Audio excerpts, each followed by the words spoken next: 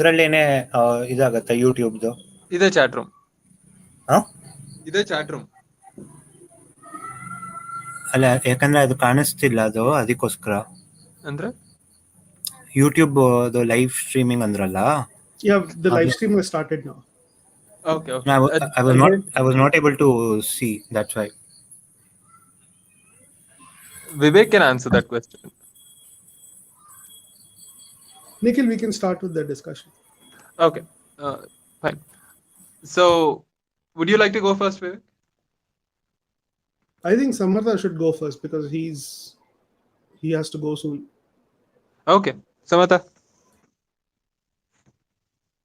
Oh, Nikhil, one second. Before we start with reactions for the film, do you want to tell them about tomorrow's event?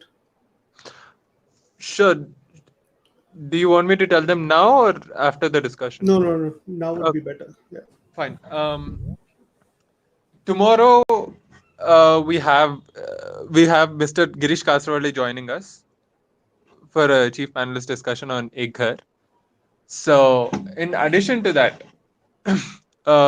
we have a surprise announcement as well. Sorry?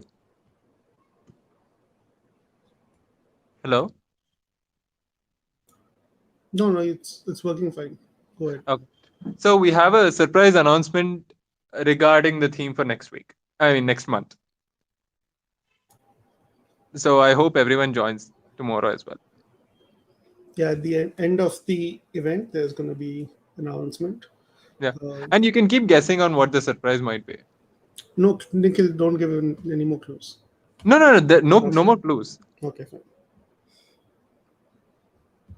So The hype is on. Sorry? The hype is on. Sorry? No. I meant the hype is on. Like, you know. Yeah. The hype is on. The hype is on. Yes. So Jeffrey, I mean, I think we can start with our initial reactions. So, no, Samartha has to go first. Okay, Samartha, you guys go ahead. I don't have much to say about the documentary except it was nice. It was kind of fun. But why don't you guys go ahead and listen? I wanted to hear Jeffrey's reaction because he's a designer by profession. So I wanted to know what he thinks about it. Okay. I'm not quite like architect or an interior designer. I'm just a digital designer. So this was new to me too. But I was familiar with Gary Hustwit's other two documentaries, the one on industrial design and Helvetica. So I was excited to watch this too, and I found this to be like actually my reaction was more in contact with how I perceived this other two documentaries too, because they're part of a trilogy. I found this to be too broad a subject to be covered in this time frame. I appreciated the level of I appreciated the stories told. I appreciated the level of research undertaken. I appreciated the way it was visualized, the way it was told. But I found it very hard to track or to track all these stories because I found it hard to follow along.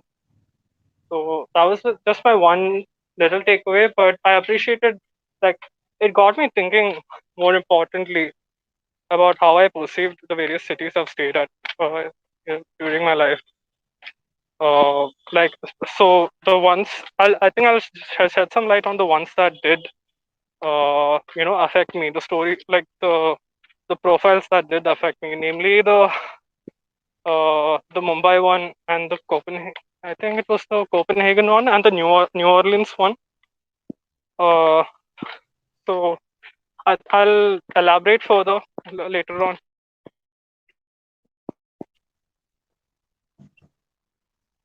Sure. By the way, is Brunda coming? I don't think so. Sharanya told me Sharanya said she's busy. I don't know about Brunda. Oh yeah, if there are any architects in the group, I would love to hear your thoughts on it. That too. Yeah, I was hoping Sharanya and Brunda one of them would be here, but Sharanya is busy. I don't know about Brunda. Brunda is still at office. I see. Around. Okay. Yeah. So Vivek, would you like to go next? Okay, I'll go. So this film, no, I think it's quite. By the way, I credit to Wadlow Manga from our group, who informed us that this week is the 10th anniversary of this film, Oh, completely by coincidence. And this has happened to us quite a few times, no, Nikhil? true. We didn't plan for such an occurrence, and Nikhil knows we Or did we? actually argued a lot about the slotting of the films for this month. True. We did many back and forth. We moved the films around several times before agreeing on this particular uh, calendar that we have.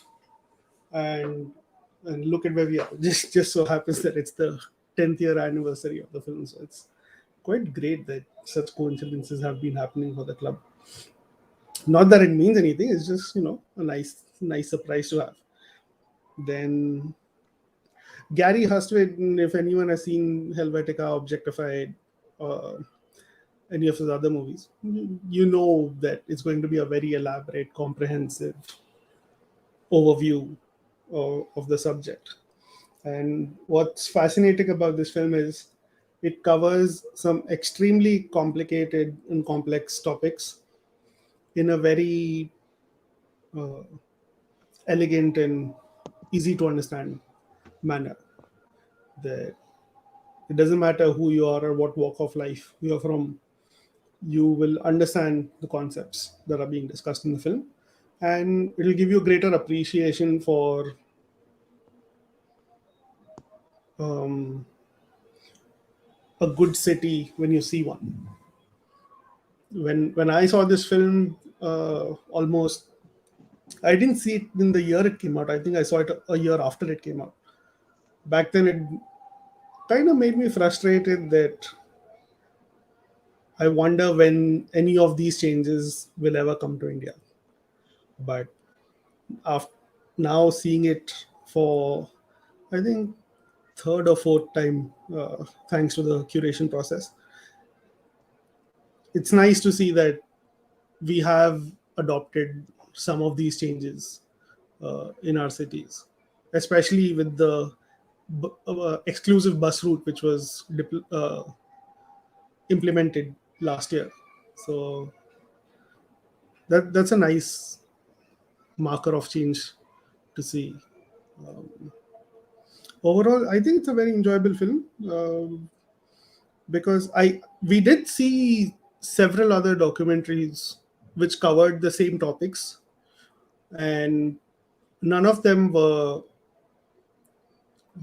so well put together as this film. This does it in a very simple and entertaining manner, and its runtime is not wasted. Every minute is used for something very useful. So, yeah, as a film or as the subject matter, I think it's the best introduction to this sort of topic. And yeah, I think the theme would be incomplete without this film in the lineup. Yeah. Samatha, do you want to go next? No, I'm just listening. I'm actually out in the next 1 or 2 months. Oh, okay. Sanjay, would you like to share your thoughts on the documentary? Oh, Sanjay is here. Yeah. Hi, Sanjay. Yeah. Hey, hello.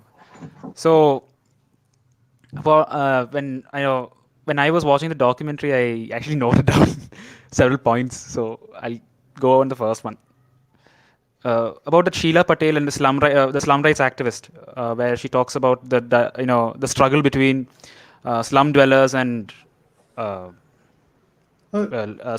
some slum dwellers and these developers in cities, especially in Mumbai, where the space is really space and resources are pretty much taken in by these massive corporations for basically very small to serve very small amount of people.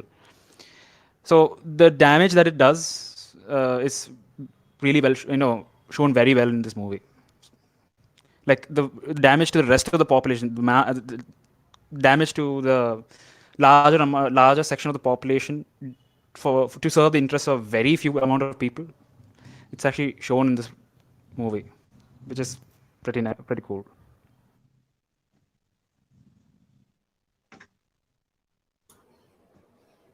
Overall, what did you think of the film, Sanjay? Besides the point you mentioned.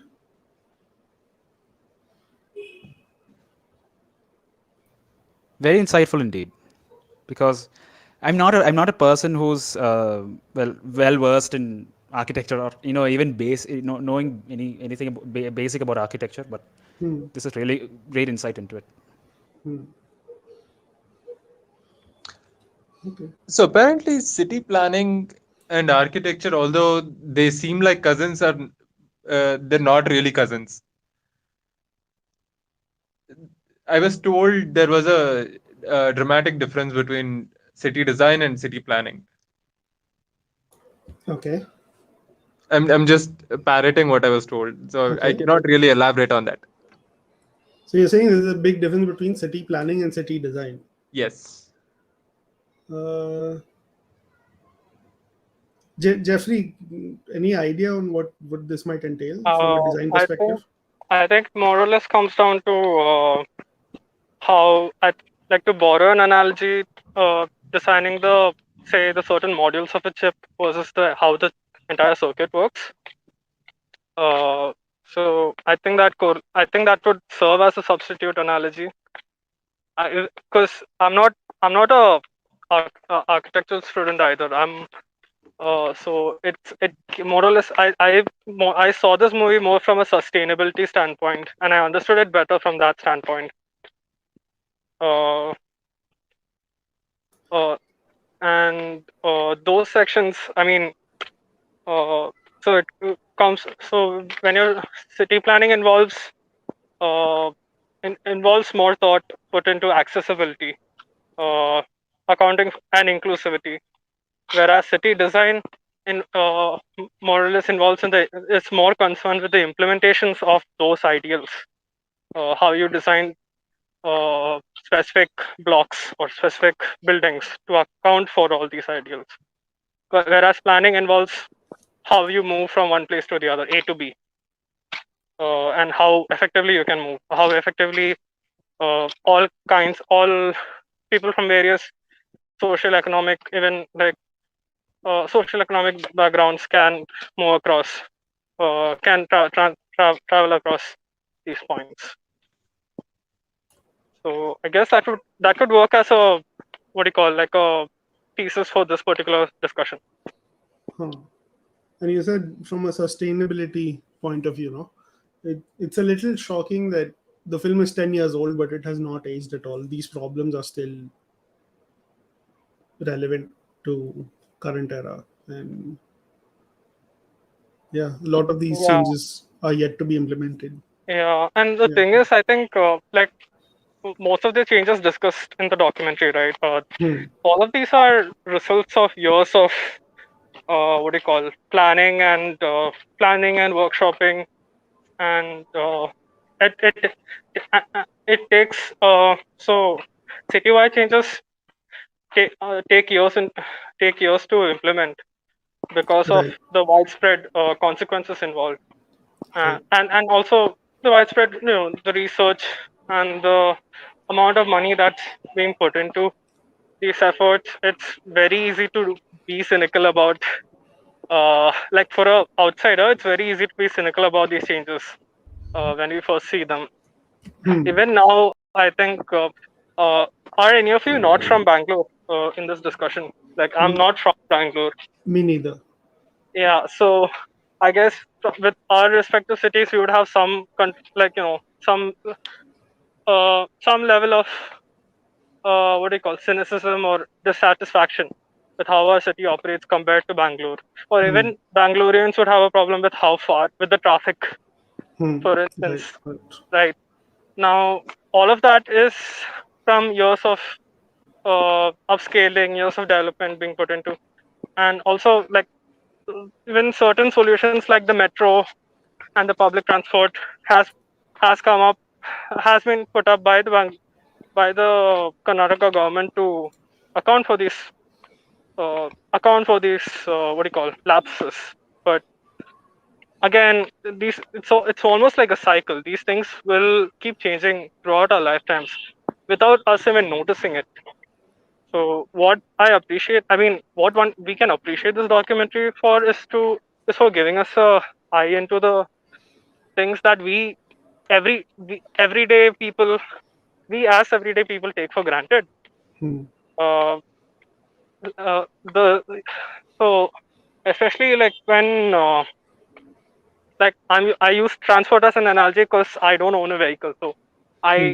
I was able to see upfront how difficult it was for me to navigate across my city or across Bangalore when I was there briefly, or Hmm. like someone who owns a or maybe like a paraplegic would find it more difficult to traverse the city apart from his neighborhood. Hmm. So all all of these uh, all these changes ripple down to that are very individual existences. So it's very fascinating to see these professions conveyed in this documentary. You don't get this outlook. I think also this was a very first of its kind. I think it spawned. I mean, from its success, it did spawn a couple of similar documentaries. I remember seeing one on Netflix. I haven't personally watched any of them, but I've seen a couple of couple of documentaries, mini series around this topic. Hmm. I even felt that this movie could have easily been a mini series rather than a movie. Like I felt the format was not suited, and even though all the stories were like like Vivek mentioned, not a minute was wasted. I still felt there was a lot more that could have been covered if each anecdote or if each incident was its own episode, or Hmm. if it was in a book format. So Hmm. One yeah, interesting thing you said is it can take years or even decades to come up with these ideas and even longer to implement those ideas.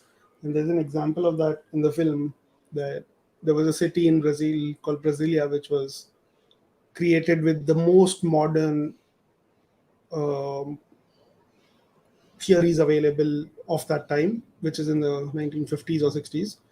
And it turns out many of those theories were completely wrong. And this happened again with New York. They talk about, I forget the name of the city planner. Robert Monk and Jane Jacobs, right? Correct, Oh, correct. Yeah, that this guy had his own vision, but it was completely wrong. And it was corrected by a lady who was not even uh, a sociologist. She's just aware of the surroundings and she studied and wrote what she observed.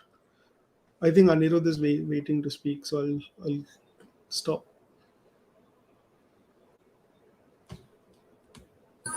Yeah. So first of all, I haven't watched this documentary, but as I said, I know a bit of this topic.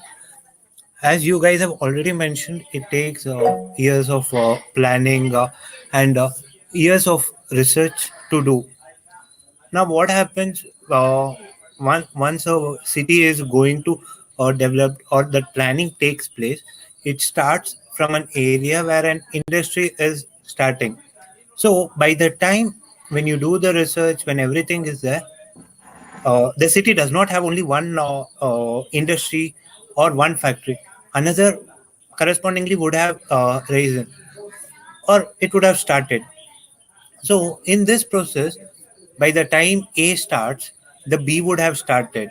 And as you said, the time changes, the planning changes, and the idea changes. So now, which is one fit model? Whether the model which was created back 10 years before, is that the right one? Or now the B, one more factor is starting. Now the new plan, is it right? Now how do we go about? The problem what happens in this particular topics are the influx of people. Previously, what used to happen, the people from rural areas come to factory A, they would have worked. Now there is factory B. again people will go from factory A to factory B in search of new employmentability and income resources. So now, how do you control these factors while planning? I guess if these are answered, if this could be answered, then uh, the whole planning, the designing of the city, it goes. We cannot, as I said, we cannot say only plan A is right, plan B is correct. In the film, they talk about this, that cities are growing exponentially in population, and they will keep growing for the next 100, 200 years. And if you don't plan for it, the unplanned growth will happen in the form of slums. So that was something interesting that I noticed from the film this time. So Sanjay, I think, is waiting to speak. So So Vivek was talking about New York and Brasilia.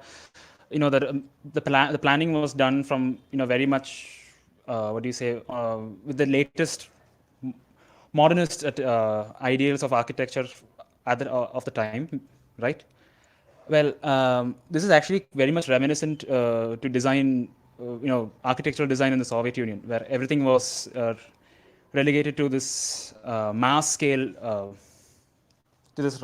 architectural design, and didn't really focus on the ground level, wherein at the people's level, at the foot level, where the people's subjective, not just subjective choices, but also uh, aesthetic, the ground level aesthetics were given very little importance, and more towards a very dystopian-esque utilitarian method towards designing cities. It's very much prevalent throughout the erstwhile USSR, with cities built around these coal mines and massive steel mines, and it was purposefully built with very small apartment complexes and military bunkers and all of that. It in a very much dystopian fashion. Only very few cities were actually, what do you say, really given that importance to provide that aesthetic beauty even at the ground level. So it's very much this pattern follows any country that is industrializing or have these massive industrial cities. Another great example would be Detroit, where the city was basically the heartland of the U.S. Industrial might. Even during, they used to churn out thousands and thousands of, hundreds of thousands of trucks and munitions and everything, and shipped to Europe during World War II. But and this industrialization even continued to the 50s and 70s, after which it actually declined and the entire city started collapsing. And the entire city was based on these industrial complexes, and the city was built in a fashion that was catered towards meeting these industrial demands to provide housing for laborers.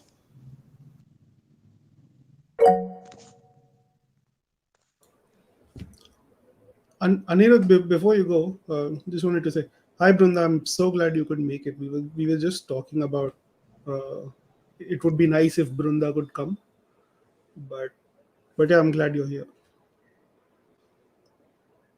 If you have first reaction of the film, please share, and then we'll go back to Anirudh.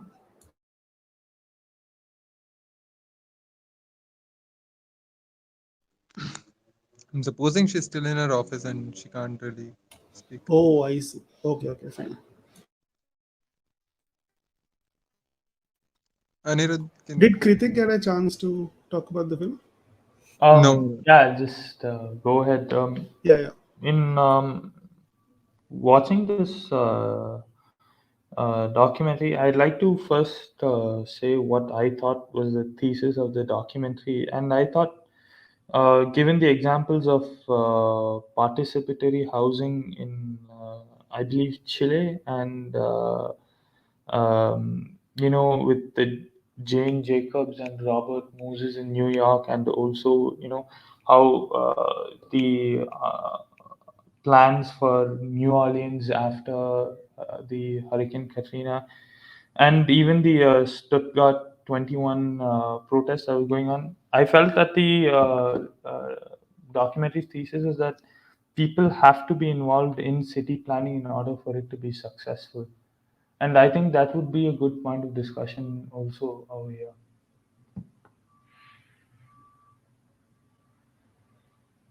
I mean, do you guys think it's something different, or do you guys have anything to comment on that people have to be involved in this process? That's definitely right. Even with radical solutions, right? For example, the slum redevelopment project in Brazil. Was it Brazil? I'm not sure. So they came up with the idea that okay, we're going to design the house in such a way, but they also left the other half of the decision to the residents. So yeah, they are introducing a new concept, but within the concept there is room for customization or personalization, and they allow the citizens or residents to choose what is the best and most uh, comfortable aspect for them. Same with, I think, in South Africa, when they made the uh, paved road for people to go back and forth from the train station. It was respecting what the people chose naturally and then building creative solutions on top of that. Anirudh, I think, was waiting to speak. Yeah. So I would like to give a very local example, that is of Bangalore. If many of you know, there's a locality known as Tata Silk Farm. Tata Silk Farm. It is near National College itself. The name Tata Silk Farm is Mr. Jamshedji Tata.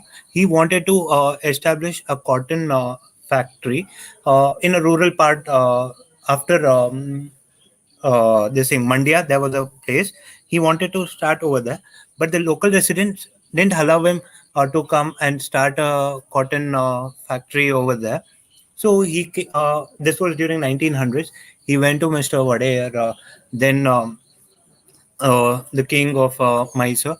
He asked, "I just want a piece of land. I'll get in new technology from Japan and install, and there would be more employment opportunity." So that is wherein there was a large piece of land near Edur Lake. So he came and he gave that place, and Jamshedji started with Tata Silk factory over there. But now, after 100 years, if you now come and see, apart from Edur Lake, you won't get any single place where you'll get to know, okay, there was a big factory, this Tata Steel or the cotton factory was there a few 100 years back, or exactly 100 years back. So that is how rapidly Bangalore has grown. Because, as I said, I have not seen other places. There are places in Bangalore like this where they started with areas. Now, if you come and ask the residents or citizens of Bangalore, do you know history behind this or what all factories were there? Even there itself, there's one more Industrial, very next to Tata Silco. Industry factory is there, but you won't get to see, it is not functioning, no one is there, nothing is functioning. Now it has come very much inside, it has become part of the city. Only name is there, but without the existence of any kind of factories.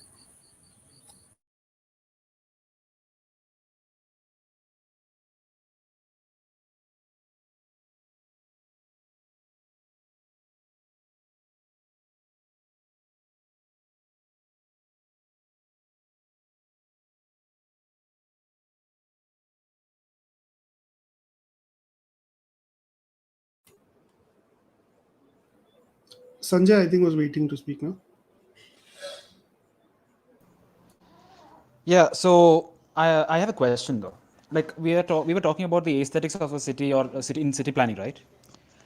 Don't you think that socio-political situations would actually affect city planning, and lack of resources, lack of um,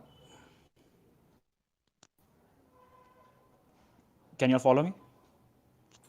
Yeah, please go on. Okay. So lack of resources or lack of funding or the inability or the lack of space would contribute towards more crude and more utilitarian methods of architectural planning. I could give you an example. So let's say Cuba, for example. Cuba's infrastructure is increasingly moving towards a more utilitarian type of architecture because of the 70 years of blockade, literal blockade, or blockade of concrete or steel from most of concrete or steel. So they really lack the materials and the wealth to really invest into architecture that would actually serve this aesthetic purpose, and rather they are more inclined towards funding projects that would serve utility. I think the same goes for countries like India or China during the 70s, or the Soviets during the 50s and 60s, 40s and 30s, where they needed the wealth to be invested in somewhere that was productive rather than aesthetically pleasing. Sure, political centers were designed in a aesthetically pleasing way, but apart from that, I don't think it's universally applicable. I'd like to know your thoughts. You Sanjay, condense the question. some I um, I heard the universally applicable thing, but could you repeat the final part of the question, please?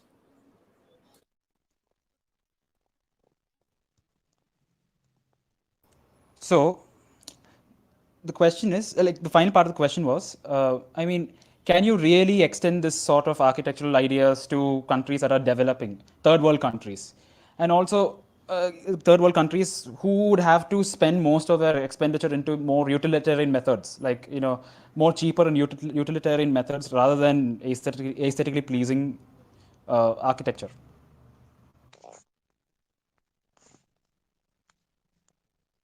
I still don't understand the question. Can somebody reiterate? I'll say it. Don't you think? Okay. Don't you think Mm-hmm. that, well, especially in second and third world countries, countries that are industrializing and creating these new cities, we, they are supposed to invest into more methods that are more that would create a better place for business practices, or a more utilitarian architecture, rather than spending it on spending and giving more focus on aesthetically pleasing features in architecture. They did that in South Africa, right? That they made this paved road which goes from a slum area to a railway station, and they had to make some sort of safe hideout at night. So they made it out of shipping containers, which is the cheapest material you can build out of. Then yeah, so you can work within, like you said, limitations and budgets to come up with these solutions, and the solutions can be beautiful without requiring a large expense. So beauty is not it, it's not something that you have to give up to uh, find find a purpose. Even within utilitarian design, you can have a good looking solution. Can I counter that? Absolutely. So, during the late 1800s and early 1900s, where the U.S. was, building their cities on these building the cities around these massive private industries, right? Now, they had layouts that were increasingly more industrial and less focused on sustainable methods, or less focused on aesthetically pleasing methods. Wouldn't these same methods be followed by second and third world countries right now? And because it's very expensive for these countries to adopt these methods right now. they covered this aspect in the film that the biggest mistake China did was to imitate everything the US did 100 years ago, including all its mistakes. And if there is a lesson to be learned here, is that don't repeat the same mistakes and try to look for new solutions and not just keep on building infrastructure for cars and highways. But do they have a choice? I mean, do these second and third world countries, which have to cater to demand of, these massive industries that are just coming in, bringing in jobs for their to their population, should they invest into these more sustainable methods, or with their limited budget, or into more into architecture that would serve business interests and So indirectly jobs? in the film, uh, you remember the Trans Millennium bus system that they talked about from South America? Yeah, Santiago. Yeah. He said it takes the budget of 1 mile of subway to make 400 kilometers of Transmillennium. So it's within the cost, and South America is a much poorer region than India. So yeah, it is possible. No, I think Um, Jeffrey, I think wants to add something. I'll pass on to him. Yeah. So, I mean, to answer his question to a certain extent, I think there are already efforts underway. Like, but there are. I think to answer with respect to Indian context, there are sustainability firms that are working hand in hand with MNCs these days uh, to bring forth whatever little initiatives they can to curb any wastage or curb any uh, you know curb any such issues. Uh, I can't I can't recall any specifics right now, but and also like if you look at history, a lot of our architectural backbone is from the British. Most of our buildings back then had a I mean, even now, a lot of the more heritage sites have that colonial uh, architect aspects, and we did borrow a lot from them over the years, even post independence. To with respect to the planning, when planning around the city and whatnot, the cities when planning our cities and whatnot. I'm sure Brunda can answer more to this than I can possibly here. So yeah, like it's more of a again even investing in sustainability is also uh, a business solution. It's not as it's not one or the other always. Some of these solutions also go in hand. Some and I think now it's almost like a trend now to it's almost turning into a must have in any corporates nowadays. So yeah. I forgot what country it was, but you remember the whole bike lane was specially designed 25-kilometer Bogota, I bike think, right? stretch. I Bogota. think Okay, it's so that's Colombia. Colombia. Bogota. Yeah, Yeah. yeah. Colombia. So they did the whole bike lane and then they panned the camera to the left to show. Bike lane was Denmark, I think, right? No, there's a developing country which had the bike lane system, and they Mhm. panned the camera to the left to show a muddy road, Yeah. a car struggling to Yeah. go through there, and the mayor was like, we pay great deal of attention to what benefits the people, and if we have budgets later, maybe we can fix the road. So he's quite I clear think about that's Santiago, Chile. Santiago. So Chile, okay, Yeah, fine. Chile.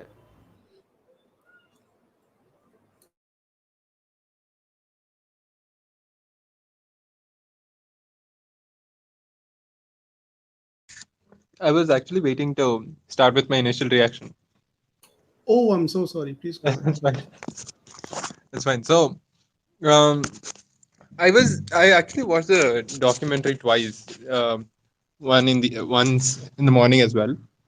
So I was a bit disappointed with the documentary because it seemed incomplete.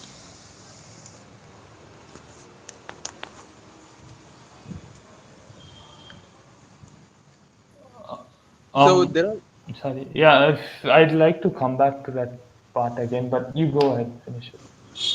yeah. Just give me a second. So incomplete in the sense, if this is an introductory documentary to urbanism, there might be certain fundamental aspects it might have missed out on. One, I mean, the primary point being how cities actually grow. It yeah. So there are two schools of thought which weigh one against the other. The one being an organic development of the city, um, and the other being a planned development of the city. So mostly with the presidencies in India, you had an organic development. You had the mercantile show up, um, and you had the city grow out of uh, a tiny hub for trade. But in the cases of, I suppose, Lucknow after the 1857 revolt and parts of Delhi after the 1857 revolt, and the same with Bangalore, these cities were planned. And I was slightly disappointed that the documentary doesn't really talk about these aspects. And additionally, in terms of the range of cities and the types of cities it talks about, I was hoping it would also consider um, cities or countries going through economic depression. The cities in Zimbabwe or South Sudan or even Venezuela for that matter. So in cities where transport is not really transport through a personal car or a personal vehicle is not really an option. Uh, Exploring the city planning and the change in the urban scape as a result of these economic failures, that would have been, in some sense, wholesome for me.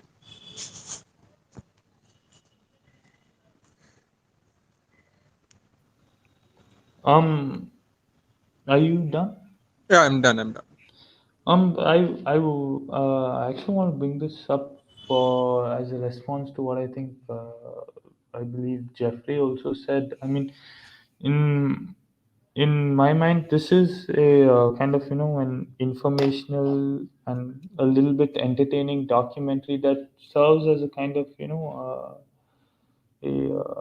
in and an introductory piece on city planning and all the thoughts and the thoughts going on in it, and a little bit of modern history of of this field of study. But and I don't know. I feel that it's wrong to judge a documentary on like what it doesn't show or what you want it to show would be the better thing, because and this documentary had an argument, and I think that the argument is correct, and it did uh, uh, prove its argument in its own way, and in that view, I think this documentary is a very good documentary in that factor. So I don't understand why some people keep on saying, and it's not just you guys.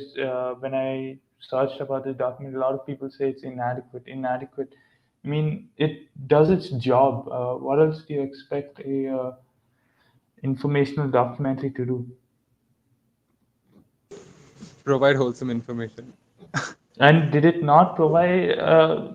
No, Did it I'll not? tell you why. I'll tell you why. So, particularly with the way we perceive design and the way we perceive the sustainable planning that uh, is one of the primary topics of the documentary. Um if we look at the two different schools of thought, of one being the organic development of a city as a result of immigrants flowing in and uh, growing around the city hub, and the other uh, planned city, for example, the cities in the USSR, which Sanjay mentioned, the Khrushchevkas, which were essentially designed for mass housing. I think it's the same as the Japanese danchi. Um, you Yeah, mentioned if that you thought that this was the you know the discussion between the organic city development and a planned city development. What made you think that this was the a main feature or a it main reflects point on of the how documentary? Because it reflects on. from my memory, it was just discussed for maybe a minute and a half. Sorry. I what made you think that this discussion between or argument between organic city development and planned city development was a main point in the documentary? Because from my memory, it lasted only for a minute and a half. It reflects on how we feel about planning as a whole. No, but you mentioned what I was again trying to say that I mean I'm trying to repeat the point, but I don't think that this. I have to disagree. Although this question was mentioned in the documentary, I don't think this was elaborated on, and it was just shown as a small factoid before they move on to their own main topics. And yet again, we are with the idea of the documentary didn't show what I wanted them to show.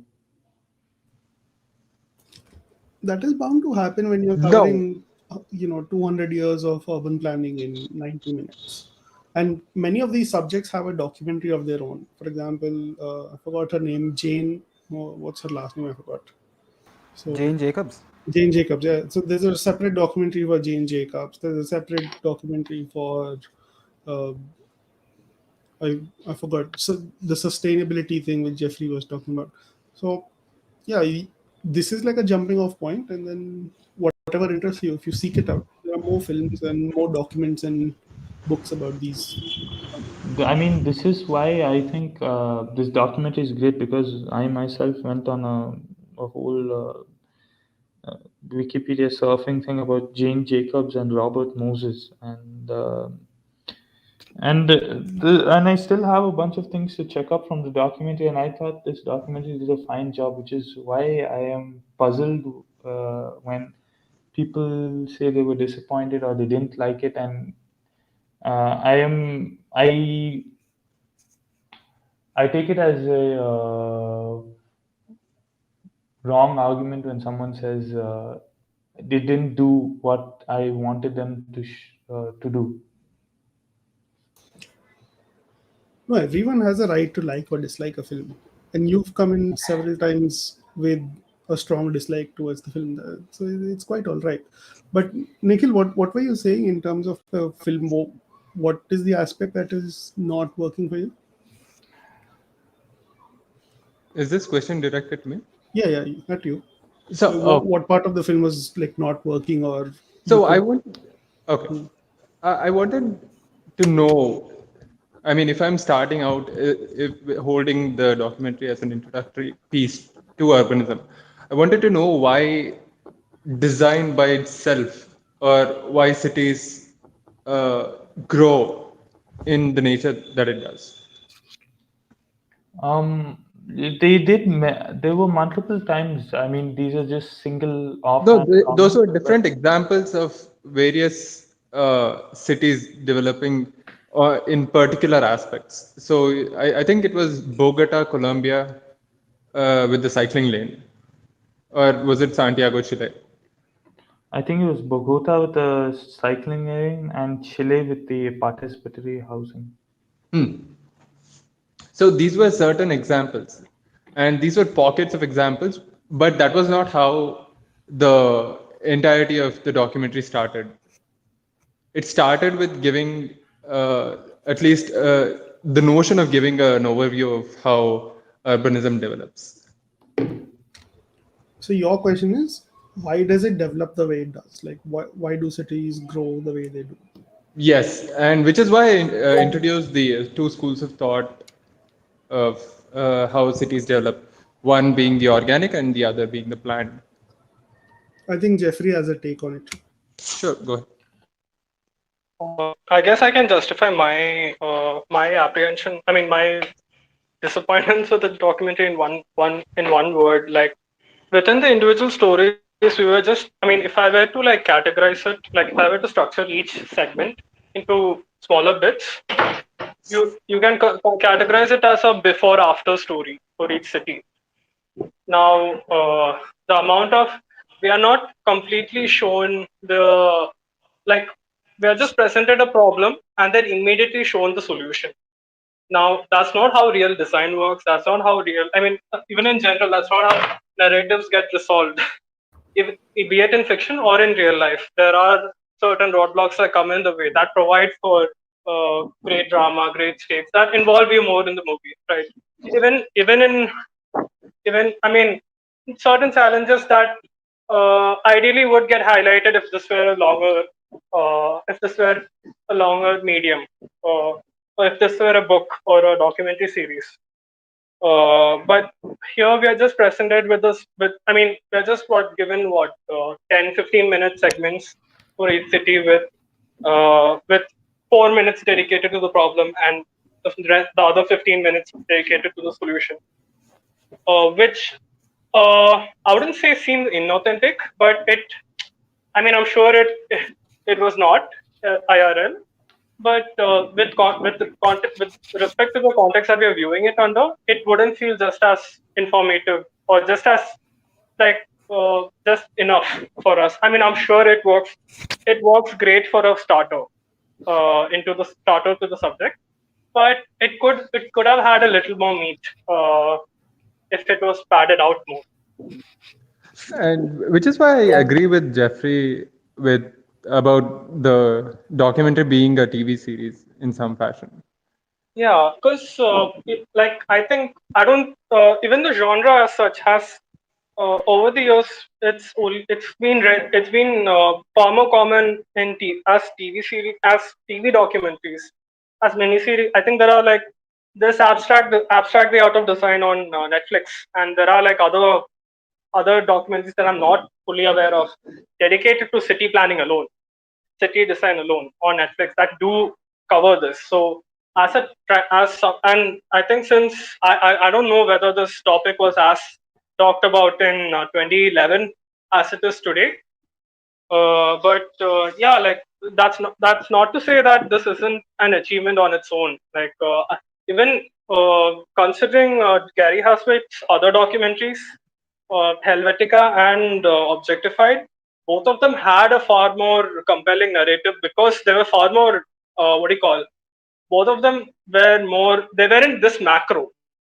Both of them were like the first documentary was about one font, and the other one was about product design, which is relatively a more uh, scalable subject, more visually presentable subject than city planning. So that was my one critique, and I think that's what Nikhil was trying to get at here also. Uh, we aren't when we see the solution on screen. We are. I mean, sure, it works as information. It works as a fact. It works as trivia, but we don't get to see the entire thought process on screen.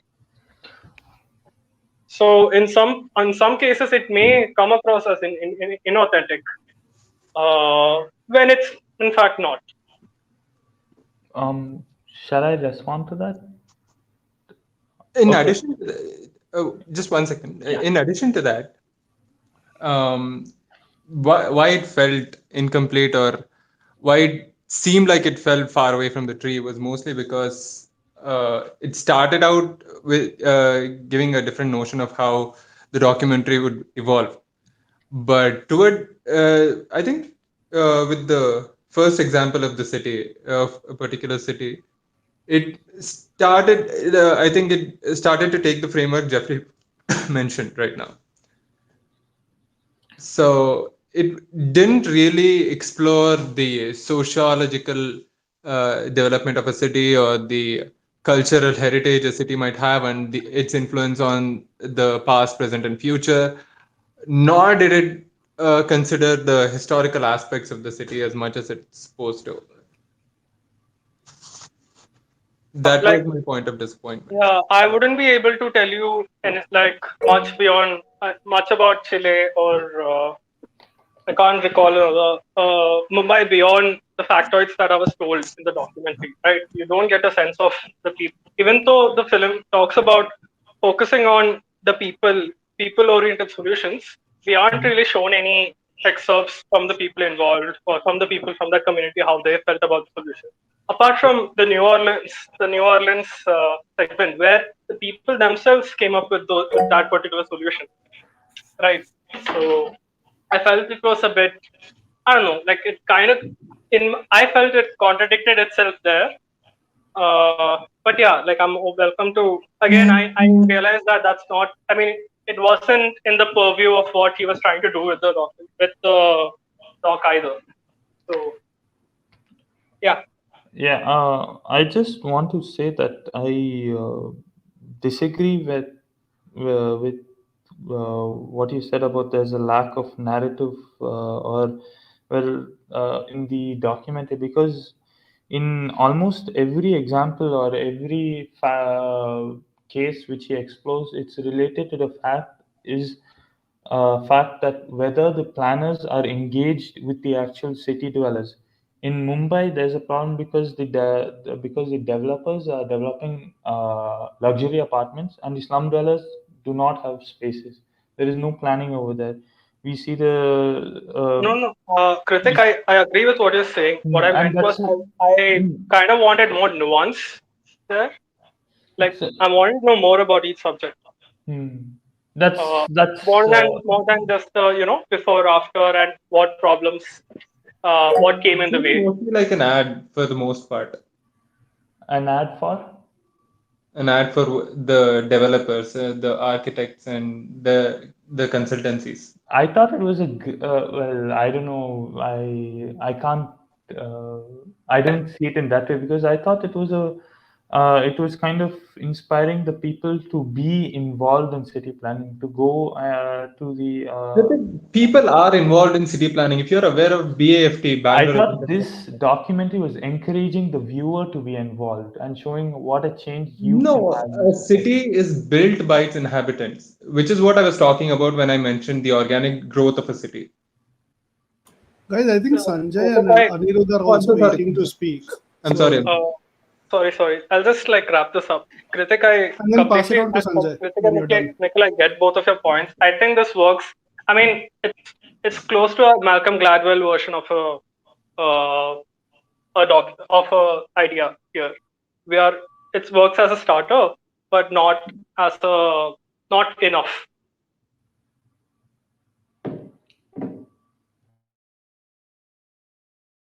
You can go on. Sanjay, go ahead, and after that, Anirudh, you can go ahead after Sanjay. So, to actually just go ahead with Jeffrey's point. In this documentary, all these segments were quite.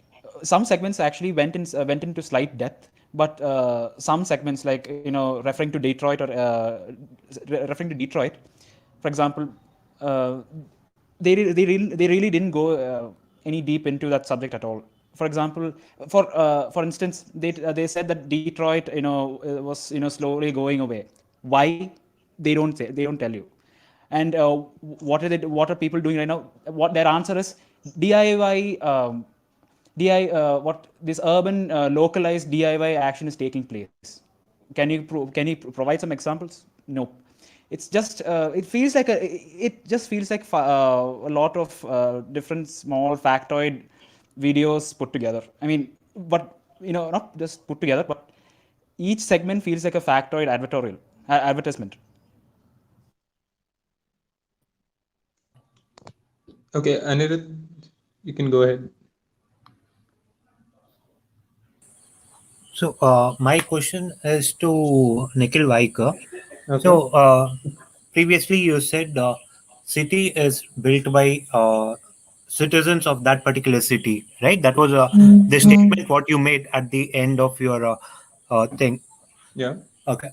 My question is the city built by citizens, or there is an area where which is being built and citizens coming inside to that new area? How is it? Well, whether the citizens comes and build a city, or there is a place citizen, or there are people coming from outside migrating and this forming a new city. How is it?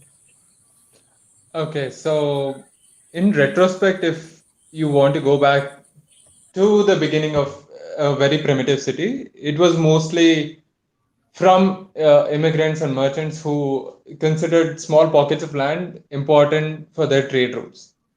And these, in some sense, turned into a city very quite slowly and quite uh, um, naturally in that respect.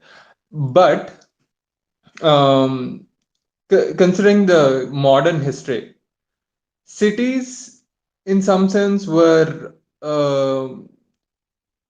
the antonym of a rural setting, and it was seen rural and urban settings were seen in a dichotomy. uh, in that respect, you had city dwellers who mostly dwelt with who mostly dealt with administration, treasury, and trade, for that matter, trade in some marginal degree, and they were directly connected with the monarch or the clan confederacies. Uh, as time went by, you had sometimes you had exoduses of a lot of people coming from the rural setting, and sometimes you had gradual immigration into the city. So Uh, it was mostly the citizens who made up the city. It usually started out with a small pocket of land, and you had the inhabitants living over there, and you had immigrants coming in and discriminated against quite naturally. Then that seems like it happened with almost every city, and they were reserved to pockets of land within the city, and isn't that was probably I mean that is essentially how a city was built, if you're asking me the historical context of it. okay. I'm sorry Now, for the elaborate and repeated slightly repeated answer. no, okay. Coming to the modern era, okay, I would take you back to 20 years or no, 30, 40 years back of Bangalore. Might Okay. be, let us say, 1990 later. Mm-hmm. When you got industrialization was open, the MNC started to come and started to open the offices in Bangalore. Oh, Now we have Anirudh, got, Bangalore was in some sense industrialized much before. yes, Uh, no, wait, I'm not completed. yeah, I know where please. you're getting. I'll Yeah. just so when you've got a new city now by name Electronic City, now it has become an area. Now, Okay. is the electronic city created by the citizens, or there were companies who came up, who took a land and started their companies, branches of there, and people then started to go again, migrate from one area to another. Now, again, here was it the industry which came, which took an area and established and known as electronic city, or citizen went there, they created area, then people came from outside and started an industry over there. There might be many instances where an area of any sort would be non-existent entirely, and they would be deemed SEZs, special economic zones, and there would be gradual migration into that area. So, if there is such a scenario, it's mostly because these companies and these industries see strong labor potential that could be imported from the neighboring locations. So even in that sense, you have industries growing out because you have labor easily accessible and in the point somehow stays that people make the city and it grows organically. Which is why, if I may quote another example, after the revolt of 1857, British took up redesigning and replanning some of the cities, and Lucknow being one of it. This was mostly to exert control, but um, it was marketed as a means to improve living standards. So, Kritik, Yeah. I would like to go back to what Sanjay was talking about. I think it was about the Detroit case. I mean, it, uh, Detroit. I mean, it has a problem of loss of industry and loss of jobs and mass emigration. But and I think these are very lightly touched upon in documentary, and this is like a huge problem, and there are many people working to solve this problem and to improve the condition of Detroit itself. And this the segment which you saw was about how community gardens are formed and how it is sold in the local markets itself. And I thought this was another good segment because it showed how the people have how the people themselves get together and form their own businesses when there is a lack of large scale involvement. And in fact, I believe one of them, what do you say, architects or one of the people who was being interviewed also mentioned that there is a change in the very aesthetics of Detroit itself, because now people have started to take the functioning of the city in their own hands. interesting, but I mean, And it's a yeah, I think this ties in again into the perspective of documentary of how the people are involved in the I mean, how the people are involved in the development of the city and why they should be involved. So people are usually involved in some degree or fashion. It might be electing their local representatives or joining hands with task forces which are made uh, to better integrate government offices with public uh,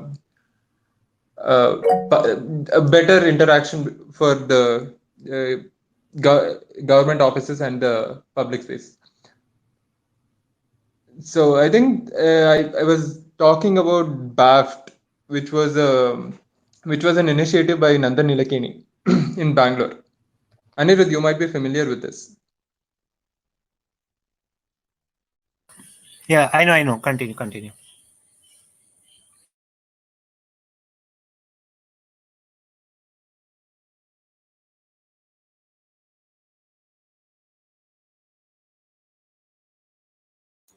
I think there's some network issue on Nikhil's side.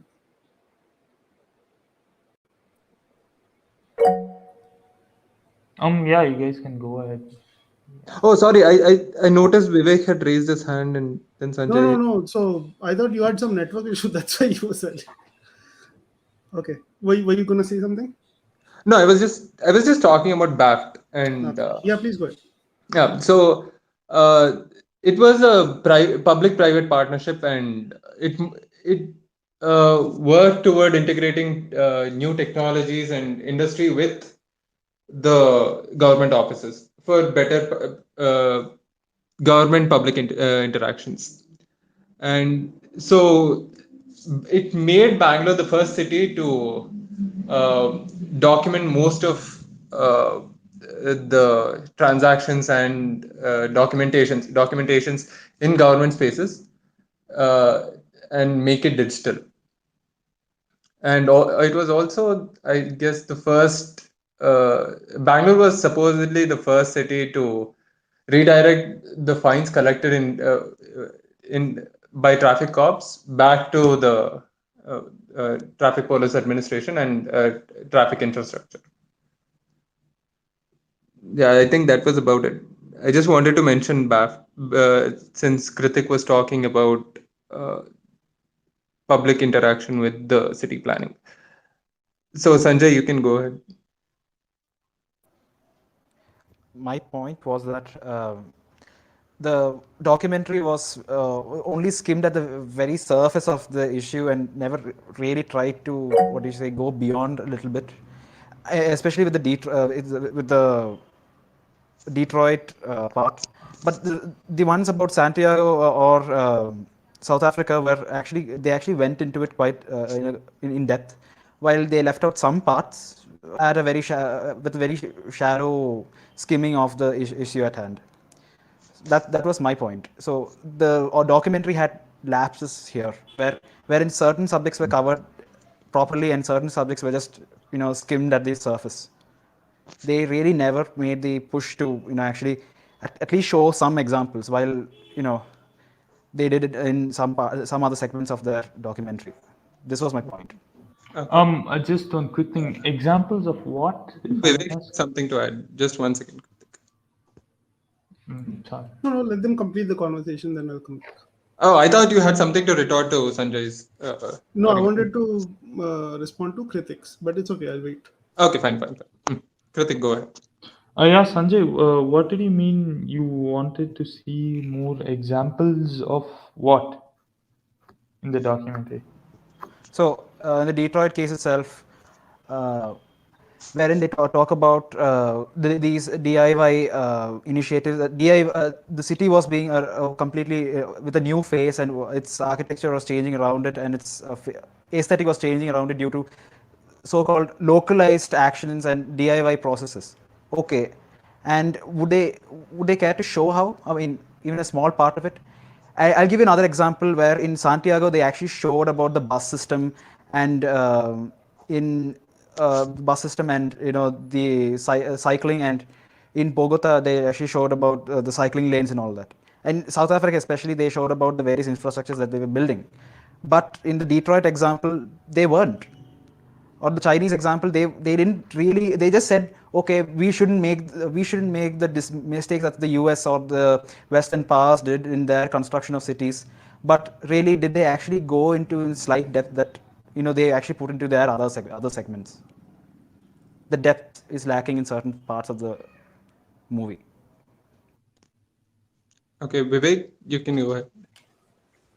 Yeah, so Kritik was asking how do citizens participate in the city planning process, right? So I can speak from some examples from San Francisco, and what they used to do is whenever there's some major change taking place, let's say they're changing uh, a train station, um, the entrance to a train station, for example. And oh, actually, recently there was an example that they had to add a train station in one of the train lines, and that would cause some sort of disruption to the daily life of the market area. So what they would do is they would, on the city website there is a notice, and also in certain areas they'll have a notice sent out to whoever will be affected by it, and they'll have a town hall meeting for that, and you can go and just like we're having a conversation, speaking one by one, you have a conversation with the city and all your points are recorded, and you can voice your disagreement, you can ask them to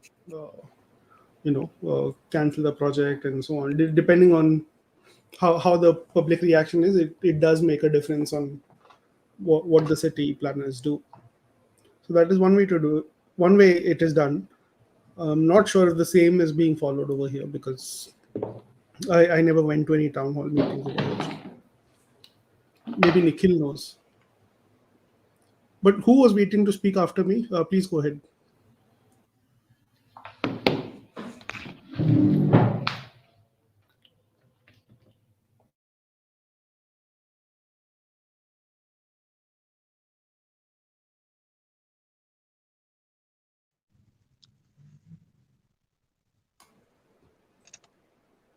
I think Nikhil has some bad network, but somebody raised their hand. I don't know if it was Sanjay or I Prithvi. think Sanjay raised your hand. Go ahead. Sanjay, if you're there, please go ahead. Yeah, so you were actually giving examples, right? So there were self-managed, people's horizontally managed city planning. I would say more like commune planning and village architecture planning in anarchist Spain, where actually the people had small committees, and these committees would in with regard with opinion from the local populace would build what do you say would build schools or factories or things that were needed at places where they were needed. This was also followed in the Central Asian republics during the 40s and 50s, even in 60s, the reconstruction program after World War II in the Soviet Union, where local people were to take initiatives through worker self-management units known as the Soviets had to decide through local people's participation to decide where hospitals were to be built, where roads were to be built, where what would be what were to be farmed, how many what things were to be needed, and this was a sort of localized self-management and decentralized network of city planning. It is extensive. Yeah, I just want to give examples. Adding to Vivek's point. Okay. Vivek, what was your last point back then? Oh no, just that in San Francisco they used to conduct town hall meetings for every big decision, and you can go and openly disagree, and it will be noted down and recorded, and it can stall certain projects. So I don't know if that happens in India or not. Maybe you know. Do we have There are some? citizen collectives Okay. that are directly involved with the government and government policies. Okay. So some of the committees for legislation have involvement with the public, have involvement with these public committees, but to the efficacy of them can be debated. Some say it's not as efficient as it's supposed to be. Some uh, are glad something is happening.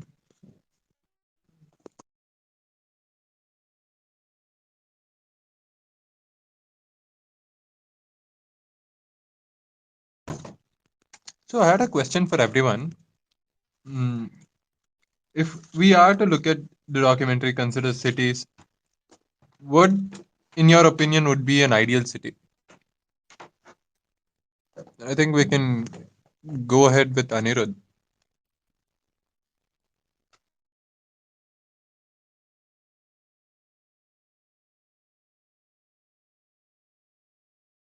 Okay. See, regarding the movie, I cannot say much.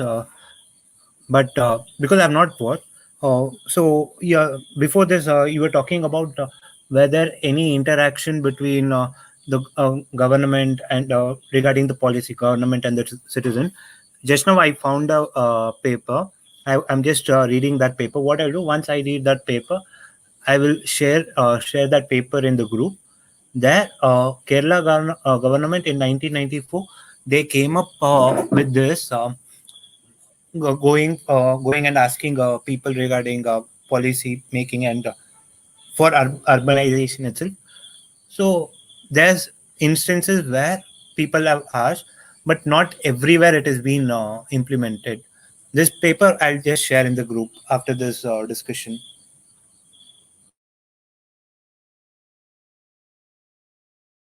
I don't think you answered the question though. Sorry, I wasn't concentrating regarding the question. Can you repeat the question again? What, in your opinion, is an ideal city? Okay. Ideal city for me is it has all the infrastructure with basic facilities, wherein there is a inflow and outflow of people, and with a good understanding between the municipality and the people. That would be an ideal city for me. And I'm done. Interesting. Vivek, would you like to go next? Yeah. So we had talked about this. I mean, this is like more than a decade ago in college. Um, we had an urban sociology course, and there we talked about a lot of these subjects. And someone came up with a very good answer. So it's not my answer, but I'm going to parrot one of my uh, colleagues' answers.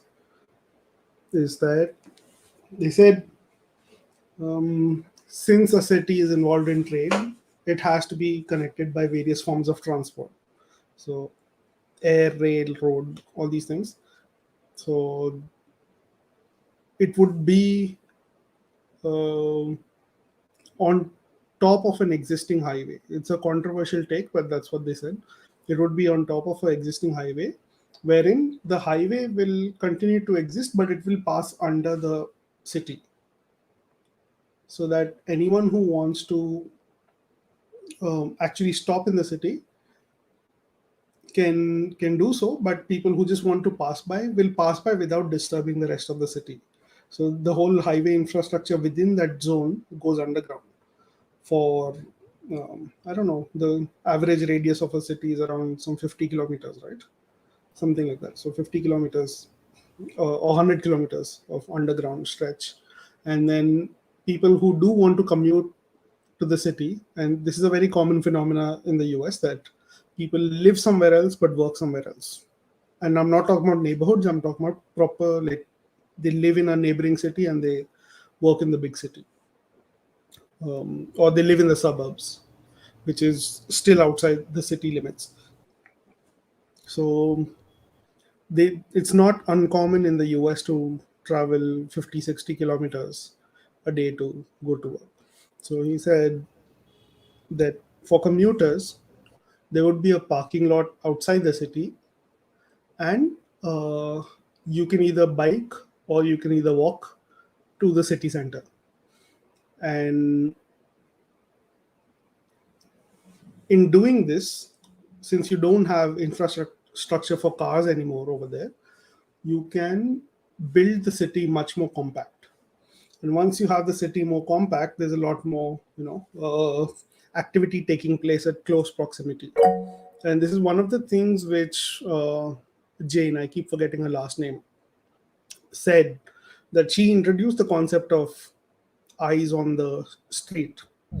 And the history of that is a little fascinating. That she said, our modern architecture system is broken. Something is clearly not working, because the neighborhoods I grew up in were much more safer and there was less crime happening over there.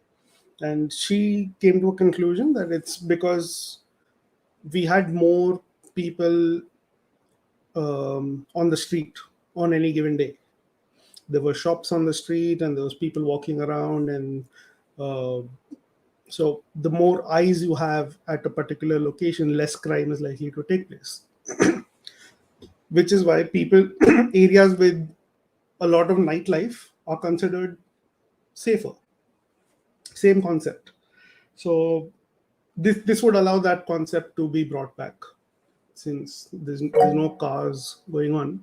uh, and what else did he say? Oh yeah, then in actual center of the city would not be built with towers and all business offices, but actual center of the city will be a large gathering ground or public space. So something like a park or something like that.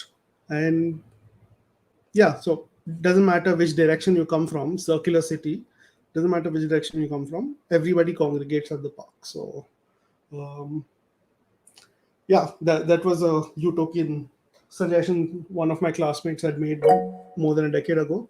But I think there's a lot of people waiting to speak. Who was the first one? Was it Sanjay or Anirudh? It was Anirudh. Okay, Anirudh, please go ahead. So, whatever your friend and colleague had spoken, it was a very like ideal situation, and it is a very good process. I feel that is currently happening in Bangalore. thanks to BMRCL or Bangalore Metro Rail, you can have connectivity from one end to the another end. You just need to park your vehicle, take a metro. Yeah, metro has not been there everywhere, but that process is still there. Coming to your last part, where you said the city center should be of a large ground, there shouldn't be high towers. I see that view in Bangalore. Now, if you see Bangalore Metro Rail, Purple Line and Green Line get crossed, the change happens in Majestic, which is a very large ground where people come from everywhere. You have your KSRTC, BMTC, or the local buses, state buses, as well as railways. Everything in one place. You don't get to see high-raised building. So whatever your friend had predicted 10 years back, I see that is happening now in Bangalore. I cannot speak about other cities for this. Sanjay, would you like to go? Yeah, on the second point, on Vivek's second point though, on the issue of crime at at a particular place, isn't crime inherently linked to the amount of poverty at a particular place? Like the Bronx, for example. The Bronx has a very high or had a very high crime rate due to the amount, due to the inherent poverty of that particular place. I mean, people did not really have a choice. They either have tried to get work, non-existent work, the work that which was literally non-existent, or they had to fend for themselves by stealing or any other crime on that matter. So, and secondly, if you take that South Africa example, it's actually based on those black ghettos that the white South Africans were building for to control blacks in that area, and that area had no upcoming no businesses, no factories, like literally no, economy was literally non-existent in that area. So instead of keeping people, whether if people move or not, crime is going to persist due to the inherent social conditions of that place, and it's going to grow if that is not countered. I mean, to put more people on the road, or to put to have more or to have larger places where social interactions could take place even more, is not going to change the dynamic um, that much, in my opinion. I will disagree with that statement, and I'll tell you why. Because in the South Africa segment, they said there's this road which goes from the slums to the train station, which anyone who has a job has to take to go to the main part of the city. And it is not a constructed road, it's something that naturally people have come to choose, probably because it's the shortest route from the slum to the station. And in that, a lot of robberies were happening, a lot of violent crime was taking place. A lot of murders were also happening on that street because it's an easy target, no? Like for robbers, it's a lonely area, and nobody will try to stop them, try to arrest them, things like that. So one of the solutions is that one, they gave them a safe house, that's okay, but beyond the safe house, if you see, they put a lot of lampposts around it, right? So this is one thing that no matter which country you go to, which city you go to, it's a common assumption, or a common piece of advice given to all, that in case of danger, try to stay in brightly lit areas. The whole point of that is, if you're in a brightly lit area, if you are more likely to be noticed if you call for help or if you're being attacked.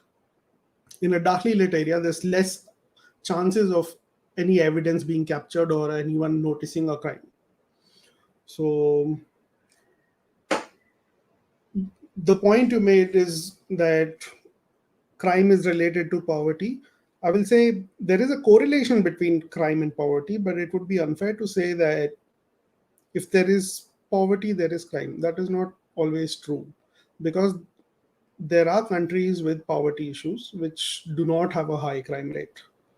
And there are also neighborhoods with poor people which do not have a high crime rate. It is entirely possible that poverty puts people in certain circumstances where some people take un, unlawful means, or it can lead to develop lot of crime and gangs in that region. That is possible, but that can be countered by, like you said, there's no businesses there and there's no opportunity there. That is the exact problem. Like, businesses are not there because that area is not safe. That area is not safe because business is not there. So it's a chicken and egg problem. How do you solve it? And they solved it by trying to make the area safe within the options they had, which is make a clean pavement, have lights, and have a safe house, so that the crime rate comes down. And it did, right? They said 40% reduction in murder rate. That is a big number. I would say even 10% is a big number, but 40% is a huge number. So that is the proof of the pudding, that if you have better visibility and uh, yeah, this concept of eyes on the road, it has been uh, proven successful, that busy areas are less likely to see crime. Busy areas in the sense, not crowded areas, but busy areas where there's a lot of like there's a sense of community. So you know the local shopkeepers and everybody knows everybody. So less likely to be crime prone.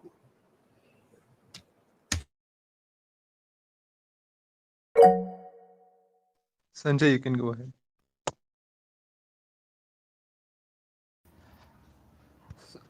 But I mean, I could give an analogy, a very demented analogy, but something that's a little bit exaggerative. But for example, I'll give you the case with East and West Germany, right? The Eastern Berlin Wall and West Germany. To prevent people from moving from East Berlin to West Berlin, they have created a wall, and they have placed guns on, people, armed people on these armed people on top of these walls to prevent people from moving from West Berlin, East Berlin to West Berlin.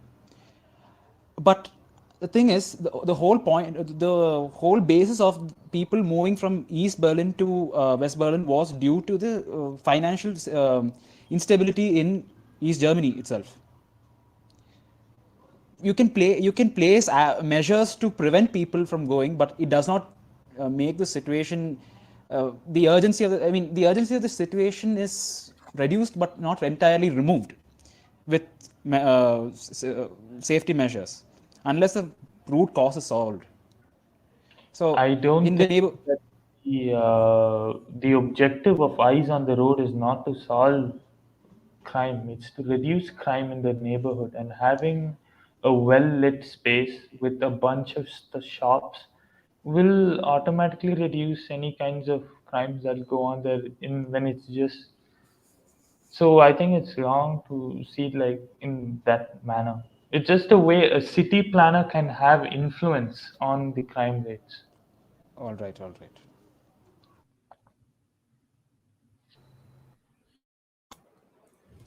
In the film, they talk about this, that cities are born due to um, the need for economic activity, that people are drawn to economic activity which happens at crossroads, and they happen to be cities. So yeah, this will always happen, that people will be drawn towards economic activity to improve their circumstances. I think Brunda was trying to speak. If you're here, please go ahead. Otherwise, Nikhil, take over.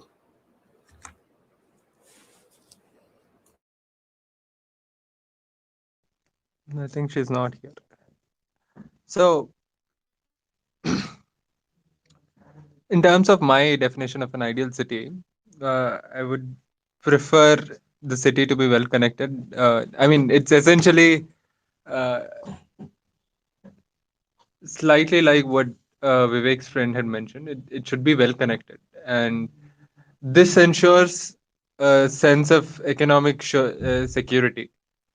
If not for economic stream A, it might be economic stream B. It would, in some sense, ensure that the city stays financially bright and financially alive.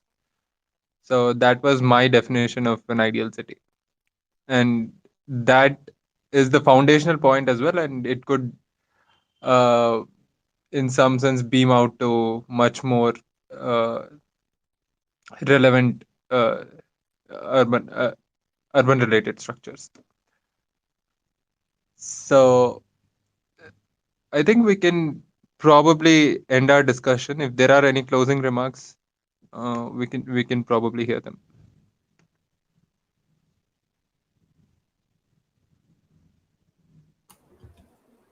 No, I think that that's about it. Someone in the beginning had mentioned that this film is really about uh, participatory design, right? That yes, there are many solutions, but unless you bring your community into the decision making process and understand the real needs, any design solution may not work, which it didn't in some cases.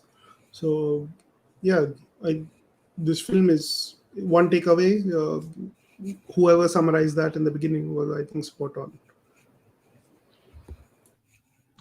So Vishal just joined. Vishal, do you have anything to add? Yeah, Vishal, we're just about to end. So first I reactions. am actually I am outside. There is a lot of disturbance here. I don't know whether I'll be I'll be able to say anything with clarity. Also, since I have not been part of the discussion at all, I thought I'll just drop in and listen to you guys talk. Oh, Uh, great timing. We were what just about about the, to end the discussion. am I audible? No, am I audible? You are Yeah, audible, and you have great timing since we are just about to end the discussion. yeah. I was gonna say before we end, Vishal, would you like to give first See, reactions? I mean, I probably don't have a lot to say. I did enjoy the film a lot. I am somebody who really enjoys. I have no knowledge about design, but it's something that fascinates me. And this part of a trilogy, and I saw all the other films too. I really enjoyed the first part. So it seems like an incomplete film, definitely. But whatever it does really well. And I think I joined in where Vivek was saying, talking about the community. I think all the problem is, for me, the problem lies within this symbiosis between community and capitalism. So somehow, unless and until that synergy is met, there is never going to be a solution which is desirable. So I think that's something that has to be tackled. I don't know whether it can be tackled. But Um, the film was fun. I really enjoyed the film. Uh, Probably it's also personal that I enjoy design, so it was very fascinating to me. Great film for the in the curation, I would say.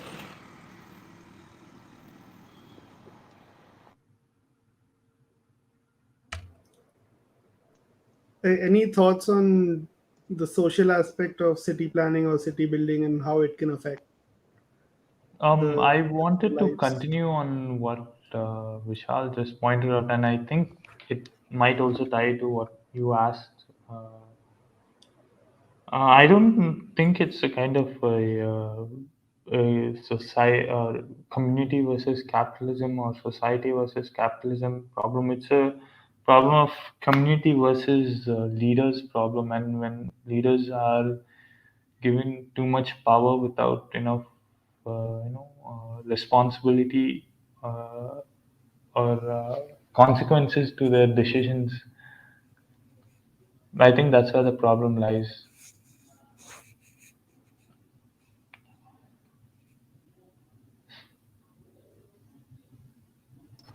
I agree with it, but I uh, leaders sadly today are made by capitalism.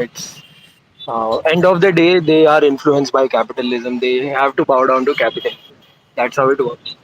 So I'm not being nihilistic, but it's seen everywhere. So you're totally right when you say it's between the leaders and the community. There has to be a synergy there. But uh, whether or not we like it, in some form or the other, capitalism does play a part. So what I'm trying to say. Yeah, that's definitely true. It's a way of thinking.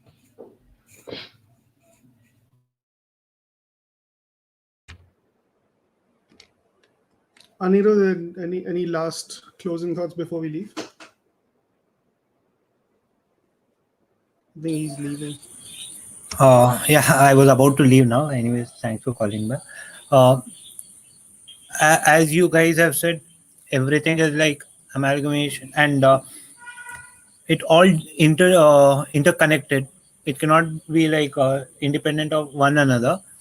Everything is involved, and however good the designing or planning it is, if the people are not taking care of it and they're not supporting each other in this regard, then how much ever planning, how much ever design it goes, it won't work. You can be an individual person inside your house. Once when you come out of your house, once when you're in the road, on the in the society, you are a very social person. You need to help one another.